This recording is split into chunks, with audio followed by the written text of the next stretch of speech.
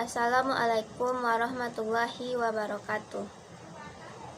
Baiklah, masih bersama saya Rahma Gustani, NIM 19004069, Prodi Teknologi Pendidikan dengan mata kuliah Administrasi dan Supervisi Pendidikan.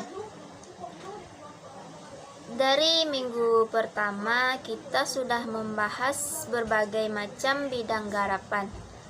Dan sekarang sampai ke tahap kita akan melihat bidang garapan administrasi ketatausahaan. Apa sebenarnya ketatausahaan? Seberapa penting dan kenapa penting? Terus kenapa kita mesti membahas ini? Siapa yang akan mengelola? Dan sebenarnya apa prasyarat orang yang ada dalam sebuah lembaga untuk mengelola bagian ketatausahaan ini? Kita coba lihat bagian per bagian.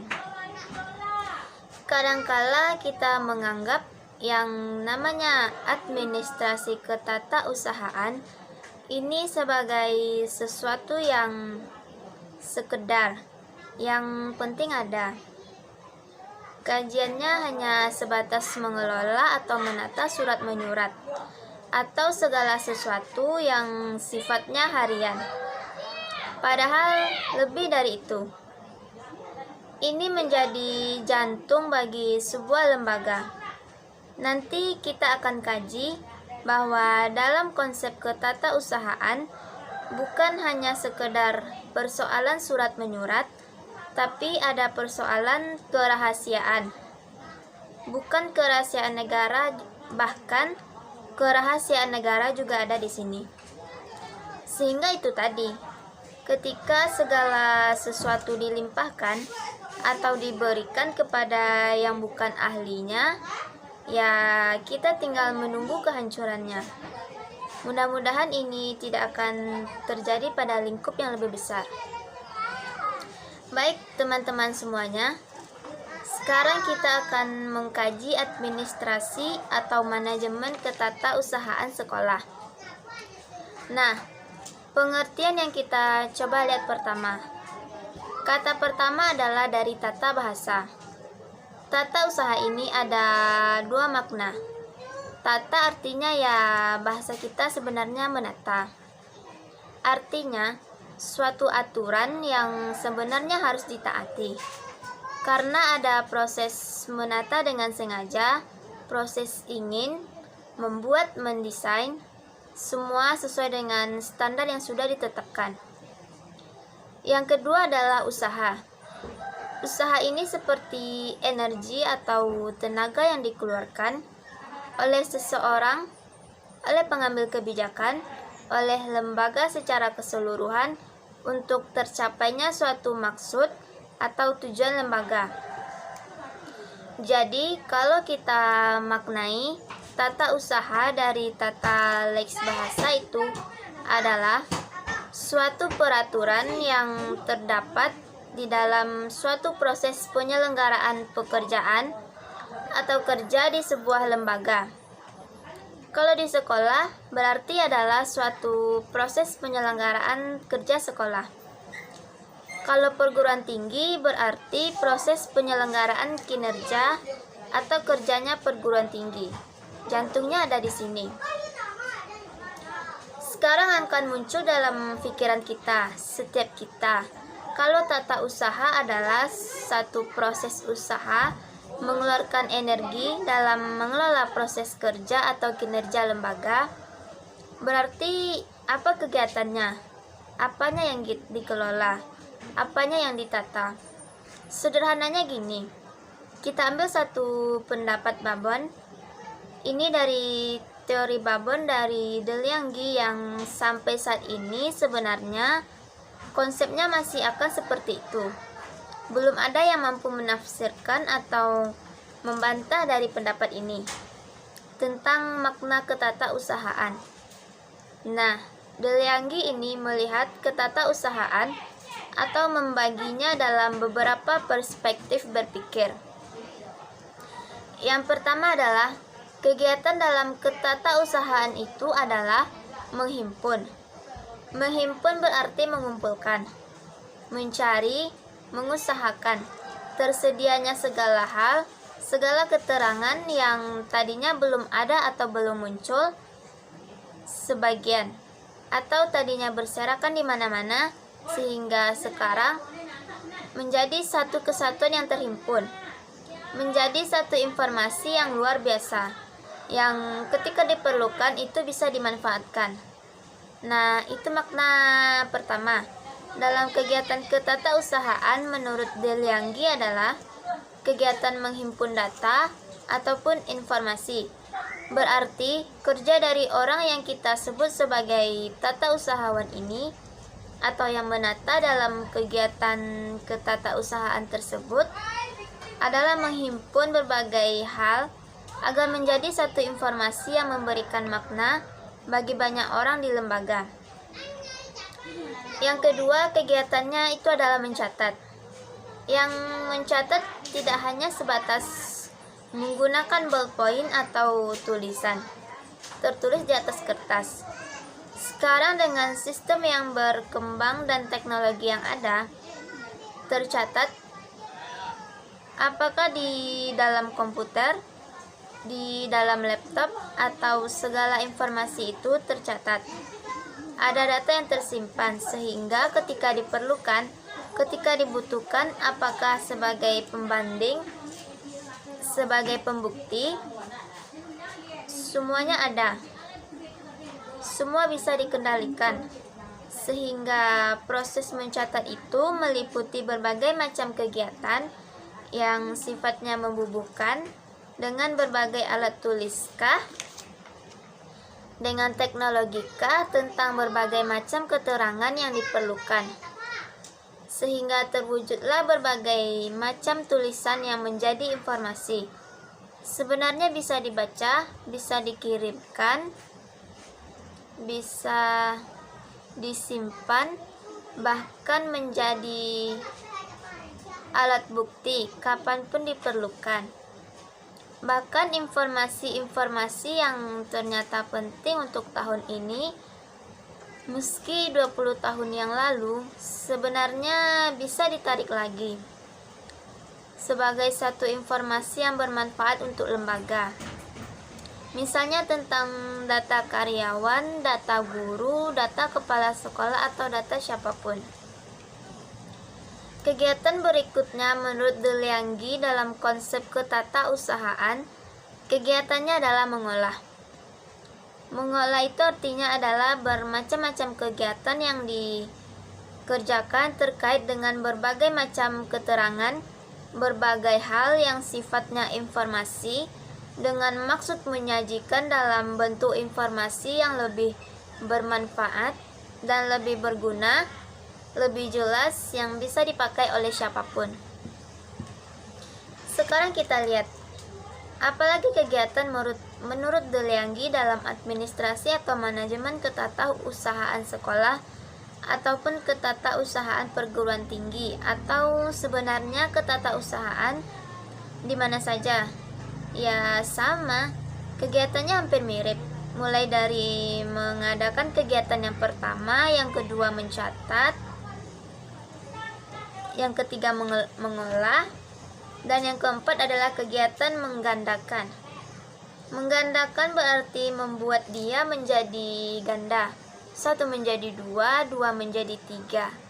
Artinya, kegiatan memperbanyak dengan berbagai cara atau menggunakan alat sebanyak jumlah yang diperlukan atau dibutuhkan.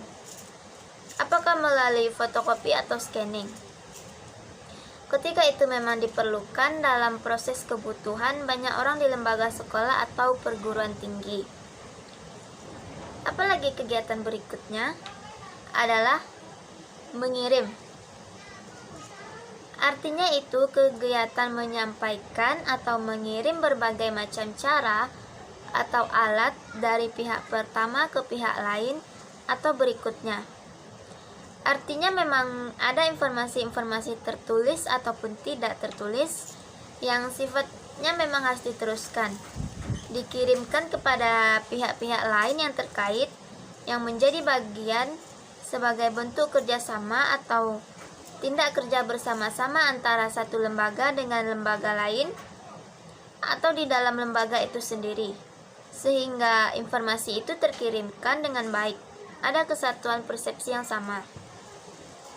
Dan yang terakhir, menurut Delianggi, kegiatan administrasi ketatausahaan ini adalah ditutup dengan kegiatan menyimpan. Artinya, segala informasi, segala hal yang memiliki kepentingan atau memiliki makna di lembaga atau punya potensi menguntungkan atau justru merugikan bagi lembaga itu ditaruh. Kegiatannya menaruh dengan berbagai macam cara dan alat yang barangkali bisa dimanfaatkan untuk diletakkan, disimpan di tempat tertentu. Kalau dulu barangkali apakah sifatnya menggunakan alat, map tertentu, disimpan dalam lemari, disimpan dalam ruangan. Kalau sekarang begitu gampang, menggunakan perangkat lunak, bahkan dengan menyimpannya bisa ratusan tahun, bisa ribuan tahun sebenarnya. Jadi lebih sangat efektif ketika menggunakan atau memanfaatkan teknologi dalam proses menyimpan. Atau secara keseluruhan, 6 kegiatan dari ketatausahaan ini, sehingga semuanya menjadi lebih memberikan dampak, manfaat untuk lembaga atau siapapun yang memiliki kebutuhan berkaitan dengan kegiatan ini. Baik teman-teman semuanya, kita coba lanjut dengan proses administrasi ketatausahaan. Dari dulu sampai sekarang ada beberapa hal yang bisa kita lihat. Dari proses administrasi ketatausahaan itu ada kaitannya dengan persuratan atau penataan surat menyurat. Maka buku dimanapun kalau sudah bicara ketatausahaan ya udah surat menyurat. Tapi sebenarnya bukan ini saja. Artinya banyak kegiatan, banyak proses dalam administrasi ketatausahaan. Meski dari dulu sampai sekarang, intensitasnya memang lebih besar kepada persoalan surat menyurat. Sekarang kita lihat yang surat menyurat dulu. Tata persuratan di lingkungan pendidikan dan kebudayaan. Itu sudah ada yang mengatur. Kemendikbud Republik Indonesia nomor 91 garing undang 1995 tanggal 25 April tahun 1995. Ini tentang pedoman tata persuratan dan kearsipan di lingkungan Departemen Pendidikan dan Kebudayaan. Menurut konsep ini, surat adalah sarana komunikasi yang digunakan untuk menyampaikan informasi tertulis oleh satu pihak kepada pihak lain. Dari Kemendikbud, kita beralih ke pendapat yang dituangkan oleh beberapa penulis terkait dengan manajemen pendidikan atau administrasi pendidikan, kaitannya dalam konsep administrasi ketatausahaan. Jadi bisa disimpulkan dari beberapa sumber itu bahwa jenis-jenis surat itu banyaknya minta ampun, sehingga kadang-kadang kita memang tidak semua bisa kenal, bisa tahu. Karena saking banyaknya jenis ini, itu punya dampak dan punya maksud yang berbeda. Makanya memang hanya orang-orang yang kapasitas dan bidang garapannya ini, memang pekerjaannya ini yang paling paham soal ini. Maka serahkanlah segala sesuatu sesuai dengan kapasitas dan kemampuan atau skill yang dimiliki oleh orang-orang tertentu. Jangan pernah menganggap remeh pekerjaan orang lain. Ya, mengapa? Karena kerjanya gampang lah, mudah lah. Tapi coba lakukan. Sebenarnya tidak sesederhana itu. Jadi kita memang perlu menghargai setiap pekerjaan orang, sekecil apapun, sehingga proses penghargaan itu dalam sebuah lembaga, sebuah organisasi, itu memberikan dampak positif dalam proses kerjasama atau bekerja dalam konsep bersama-sama.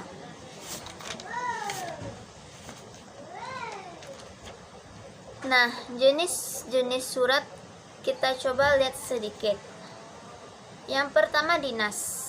Ya, ini jelas namanya surat dinas berarti berisi tentang hal penting yang terkait dengan kedinasan atau pemerintahan dan pembangunan. Administrasi pemerintah atau pembangunan yang dibuat oleh lembaga pemerintah. Yang kedua, nota dinas, yaitu surat yang dibuat oleh atasan kepada bawahan atau oleh bawahan kepada atasan atau setingkat, yang isinya adalah tentang catatan singkat terkait dengan nota, catatan tentang satu pokok persoalan tentang kedinasan. Yang ketiga, memo. Memo ya udah dari manapun, siapapun sudah sangat memahami. Ini diketik, ditulis atau menggunakan tangan oleh atasan kepada bawahan tentang persoalan kedinasan. Surat pengantar, kemudian juga ada surat kawat atau telegram, itu masa lalu. Ada surat keputusan. Nah, kalau ini sampai sekarang masih. Ini sangat kuat maknanya, karena SK atau surat keputusan itu berisi terkait dengan keputusan tentang satu hal yang ditetapkan oleh pejabat yang berwenang, dan ini bisa dijadikan sebagai kendali terhadap sesuatu sebagai bukti. Bahkan ini bisa disekolahkan. Maksudnya SK-SK tertentu kadang-kadang dimanfaatkan untuk melakukan peminjaman uang di dunia perbankan, karena SK memiliki kekuatan hukum yang sangat luar biasa. Kemudian surat edaran. Ada surat undangan, ada surat tugas. Nah, surat tugas bagi kedinasan, bagi misalnya ini sangat penting bagi PNS misalnya, ini sangat penting karena setiap pekerjaan yang menuntut perjalanan atau perjalanan dinas atau ada anggaran terkait dengan itu harus ada isi penugasan dari pejabat yang berwenang kepada seseorang untuk melaksanakan kegiatan, jadi tidak serta-merta. Kemudian ada surat kuasa. Kalau surat kuasa jelas berisi kewenangan penerima kuasa untuk bertindak atau melakukan kegiatan atas nama pemberi kuasa. Misalnya kepala sekolah lagi tidak di tempat atau rektorat tidak di tempat. Surat kuasa diberikan kepada wakil rektor 1 misalnya, atau wakil bidang akademik, atau di sekolah berarti wakil kepala sekolah bidang. Ya terserah dia akan menyerahkan kepada siapa. Tentu saja atas dasar kepercayaan dari pimpinan. Nah, kalau sudah diterima surat kuasa, berarti hari itu pada saat itu tanggal sesuai dengan surat, maka yang bertindak sebagai rektor, yang bertindak sebagai kepala sekolah adalah orang yang diberikan mandat sebagai kepala sekolah atau rektor sesuai dengan surat kuasa yang diberikan tertanggal itu sampai tanggal berapanya. Nah, selama itu yang berpotensi sebagai pimpinan ya bukan pimpinan yang lama, karena surat itu masih memiliki hak yang luar biasa, kekuasaan yang besar untuk menentukan bahwa kepemimpinan itu sudah di tangan yang lain. Lagi-lagi soal administrasi ketatausahaan. Dalam konteks surat menyurat, ini sekedar mengingatkan, atau paling tidak untuk menjadi lebih kenal atau lebih tahu. Yang tadi sampai nomor 10, kita kenal dengan surat kuasa. Nomor 11 ada surat pengumuman, berarti berisi pemberitahuan, berisi pengumuman tentang satu yang disertai dengan pertanggungjawaban atau pernyataan terhadap informasi, terhadap apa yang diumumkan. Ada juga surat pernyataan, jelas. Ada surat keterangan, oke. Ada berita acara. Nah, kalau berita acara adalah satu hal yang berisi laporan tentang kejadian atau sebuah kejadian atau peristiwa mengenai waktu, tempat, keterangan, dan petunjuk lain sehubungan dengan kejadian atau peristiwa tersebut. Misalnya rapat, maka seorang sekretaris biasanya akan membuat berita acara. Berita acaranya paling tidak gambaran tentang kegiatan yang dilaksanakan pada hari itu, jam berapa, dihadiri oleh siapa yang tidak hadir, yang diperbincangkan apa, topiknya apa, halnya apa, diskusinya tentang apa, keputusannya apa. Nah, itu berita acara namanya. Kemudian yang kedua, jadi dalam proses administrasi ketatausahaan itu, kalau yang pertama adalah persoalan surat menyurat, yang kedua ada hal ternyata sangat penting. Ini jauh lebih penting. Bukan berarti surat menyurat tidak penting, tapi ada hal yang terlupakan selama ini, yaitu persoalan kearsipan. Penata arsip dan kearsipan. Arsip itu ya naskah. Naskah yang dibuat dan diterima oleh lembaga-lembaga manapun, lembaga negara ataupun swasta dalam bentuk dan corak apapun. Sebenarnya itu masuk dalam arsip, baik dalam keadaan tunggal, kelompok, atau banyak dalam rangka pelaksanaan kegiatan lembaga secara keseluruhan. Kegiatan pengelolaan arsip itu banyak, mulai dari azas penataan arsip sampai kepada sistem penataan prosedur, kemudian peralatan yang digunakan, peminjaman, penyusunan, sampai pemeliharaan arsip. Dan itu kalau tempo dulu, masa-masa sebelum teknologi berkembang, jauh lebih ribet dan lebih mengerikan sebenarnya pekerjaan penataan arsip ini dibandingkan dengan yang hari ini. Apalagi kalau sudah berkaitan dengan pemeliharaan dan penyimpanan. Bahkan untuk arsip, banyak sekali ruangan untuk dijadikan sebagai gudang penyimpanan. Kalau sekarang ya tinggal di satu laptop yang ini, yang letaknya entah di mana di dunia maya, tetapi kita dibutuhkan tinggal sekali dua kali tombol, selesai. Nah, itu lebih menguntungkan untuk kondisi sekarang dengan menggunakan aplikasi ataupun teknologi. Jadi lebih memudahkan pekerjaan. Tapi memudahkan bukan berarti semudah itu juga pekerjaannya. Intensitasnya dan karakteristiknya menjadi lebih besar dan lebih ribet sebenarnya, tapi mudah bagi orang yang memang mumpuni di bidangnya. Kita coba bahas lebih lanjut tentang kearsipan atau penataan arsip ini. Yang pertama tadi, dalam kearsipan atau penataan arsip itu kita tahu namanya azas penataan arsip. Ada azas sentralisasi, ada azas desentralisasi, ada juga azas gabungan antara sentral dan desentralisasi. Apa itu sentralisasi? Azas penataan yang dipusatkan pada satu unit saja. Sementara desentralisasi, azas penataan arsip yang sifatnya memberikan kemudahan bagi lembaga pada unit-unit yang ada dalam organisasi.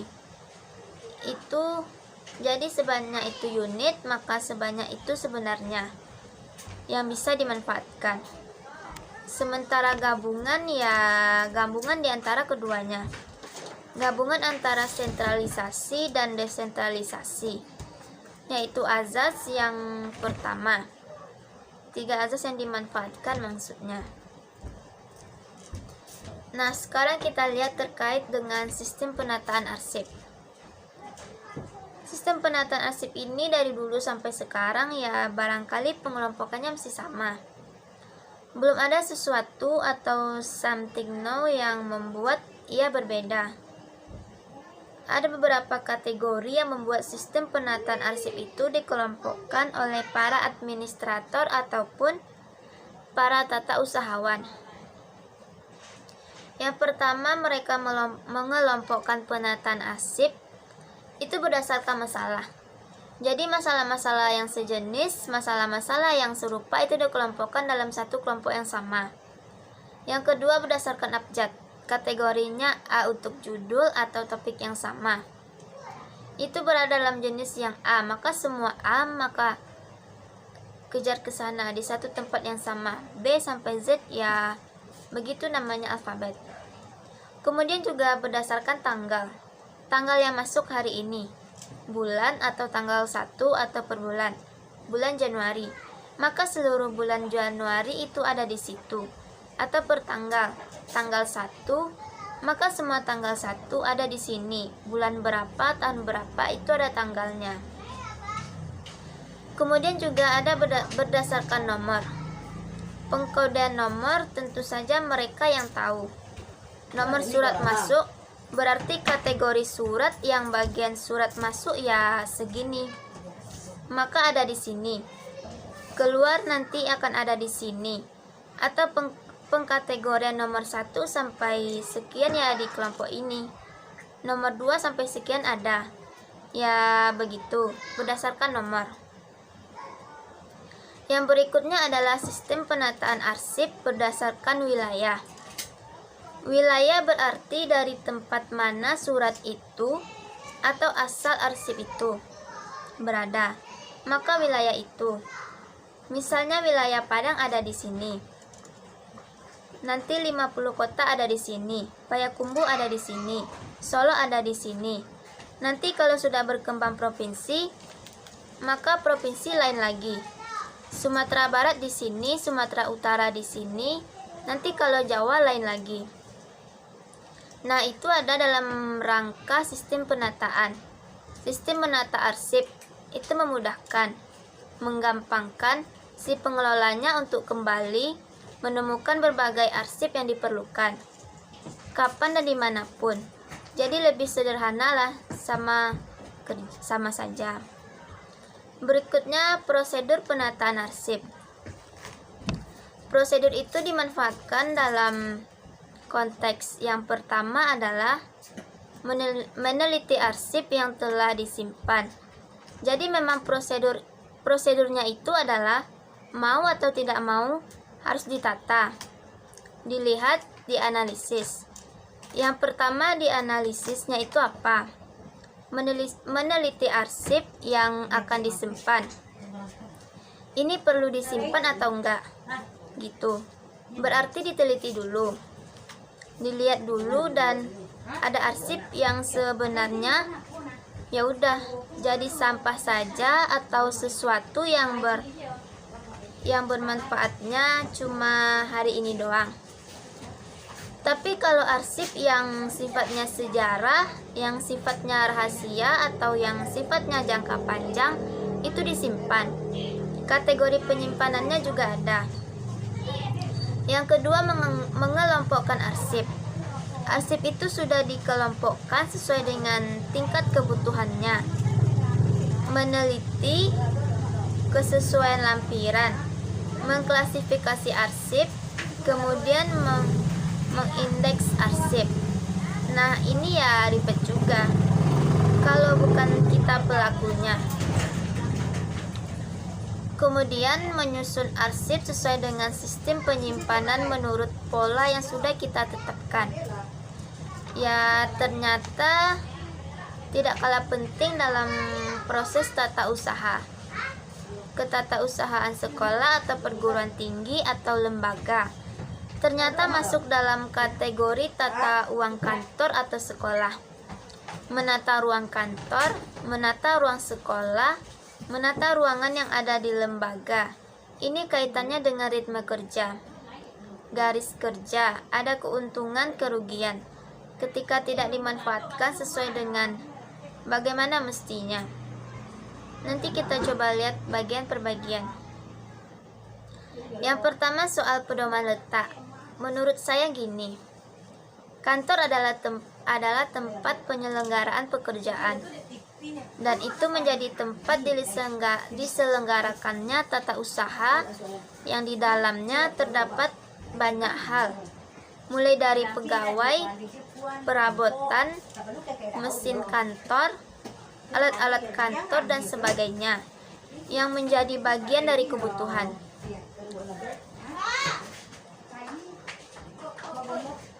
Pelaku-pelaku atau orang-orang atau subjek-subjek yang ada di kantor ketika menyelesaikan pekerjaannya.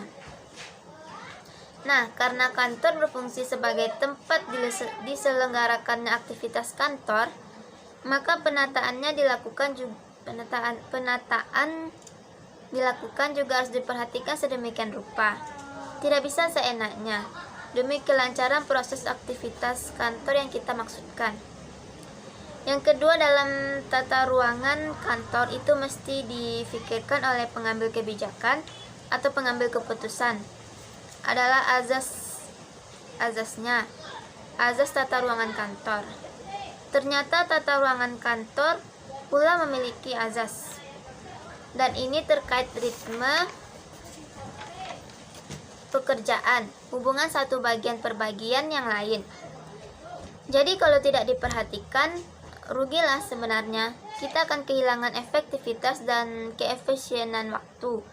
Merugikan sebenarnya secara garis besar untuk kantor atau untuk lembaga, karena kaitannya dengan efektivitas pekerjaan. Yang pertama, azas jarak. Jarak terpendek namanya. Proses tata ruangan yang baik memungkinkan penyelesaian suatu pekerjaan kantor menempuh jarak terpendek atau sependek-pendeknya yang kita anggap paling pendek lah, sehingga energi proses menjadi lebih cepat, yakni caranya dua titik yang dihubungkan dengan garis lurus. Dalam hal ini titik diartikan menjadi tugas pegawai dan titik yang satunya lagi menjadi meja tugas pegawai.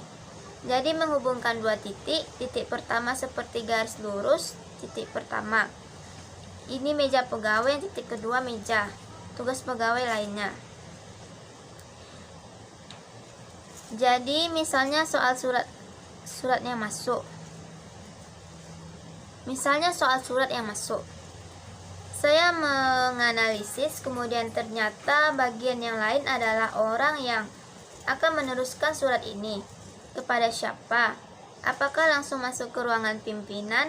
Jadi mereka yang akan membagikan nantinya akan jauh lebih cepat ketika langsung udah cepat tinggal langsung ke sebelah atau pekerjaan-pekerjaan yang terkait secara utuh menjadi satu bagian. Sehingga ini harusnya menjadi tim kerja sehingga mejanya berdekatan. Jadi jangan sampai suatu pekerjaan baru akan selesai pekerjaan yang lain ketika mesti jalan dulu ke ruangan yang lain sehingga tidak memanfaatkan jarak terpendek. Yang kedua, azas segenap ruangan. Berarti secara keseluruhan, tata ruangan kantor yang baik itu mempergunakan semaksimal mungkin keseluruhan ruangan yang ada sehingga tidak ada ruangan yang dibiarkan tidak terpakai, istilah orang sekarang yang ala mubazir. Artinya gini, selagi ada ruangan yang bisa dimanfaatkan, ya dimanfaatkan untuk apa saja demi kelancaran ritme pekerjaan atau proses kerja di lembaga tersebut atau kantor tersebut. Nah, kita masih dalam kaitannya tata ruang kantor atau tata ruang sekolah yang tadi. Yang ketiga, azasnya itu adalah azas perubahan suasana tempat kerja. Suasana kadang-kadang menjadi penting, karena kalau lama-kelamaan, setahun 2 tahun begitu aja suasananya, kadang-kadang bisa menurunkan motivasi atau justru menjadi terbiasa begitu saja standar. Motivasi tidak menjadi naik, tapi perubahan yang dilakukan secara berkala, maka penataannya, pengelolaannya, letak mejanya, letak kursinya, letak ruangannya, perpaduan warnanya dirubah, bunganya ditambah, susunannya diperbaiki. Itu suasana memberikan dampak positif bagi energi baru yang keluar dari kita. Jadi pekerjaan menjadi lebih semangat. Sama aja di rumah misalnya, apakah cat ruangan yang kita ganti ataupun warna tertentu, atau letak barang, letak lemari, letak meja, itu memberikan nuansa menjadi lebih sedap gitu. Nah, jadi azas perubahan susunan tempat kerja namanya. Ini penyusunan tata ruangan kantor yang baik menurut saya. Memungkinkan diadakannya perubahan dengan mudah atau disusun kembali tanpa banyak menelan biaya, menelan waktu. Proses kerja sedang berjalan. Jadi tata ruang kantor bersifat fleksibel dan tidak bersifat permanen. Termasuk persoalan lighting. Pencahayaan itu masuk dalam kategori ini. Kemudian tata ruang kantor yang berikutnya lingkungan fisik. Nah, ini kudu diperhatikan oleh pengambil kebijakan. Bahkan kita sebagai karyawan, misalnya sebagai guru, sebagai dosen, sebagai pegawai, kadang-kadang lingkungan fisik ini sangat mempengaruhi. Artinya lembaga pendidikan hendaknya mulai sedikit aware terhadap lingkungan fisik dalam kantor. Kenyamanan dan keamanan dalam bekerja itu dapat menghemat berbagai macam pengeluaran dan juga tenaga. Sebab kenapa? Sebab pegawai jadi lebih energik, lebih bersemangat dan sehat. Kadang-kadang bisa lebih sehat yang secara tidak langsung dapat mempengaruhi pikiran mereka untuk bekerja, untuk menciptakan ide, gagasan, inovasi untuk kemajuan lembaga. Tapi itu tadi, namanya juga lingkungan fisik. Lingkungan fisik ini berkaitan dengan keseluruhan fisik yang ada di tempat kita. Makanya pengelolaan lighting, pencahayaan, tata letak meja, peralatan mesin itu sangat mempengaruhi ventilasi udara. Ventilasi udara, nah ini yang akan memberikan semangat baru bagi karyawan atau pegawai yang ada di lembaga tempat kita bekerja. Nah, pertanyaan terakhir yang harus kita jawab, kalau untuk sekolah atau perguruan tinggi, apakah dosen atau guru itu punya peran dalam administrasi atau manajemen ketatausahaan? Banget. Kenapa? Karena mereka ujung tombaknya, mereka bekerja lebih banyak, mereka semuanya. Harusnya paling tidak guru atau dosen memberikan masukan. Ada masukan karena mereka yang lebih banyak bekerja. Mereka lebih banyak memanfaatkan waktu dan lebih banyak posisi atau kadar mereka untuk menyelesaikan pekerjaan selama proses satu hari itu. Waktunya jadi lebih banyak di sekolah ataupun perguruan tinggi, sehingga harusnya nuansa atau kondisi-kondisi dalam kantor itu membuat mereka menjadi lebih nyaman. Jadi dengarkan masukan-masukan mereka. Kadang mereka terlibat dalam segala hal.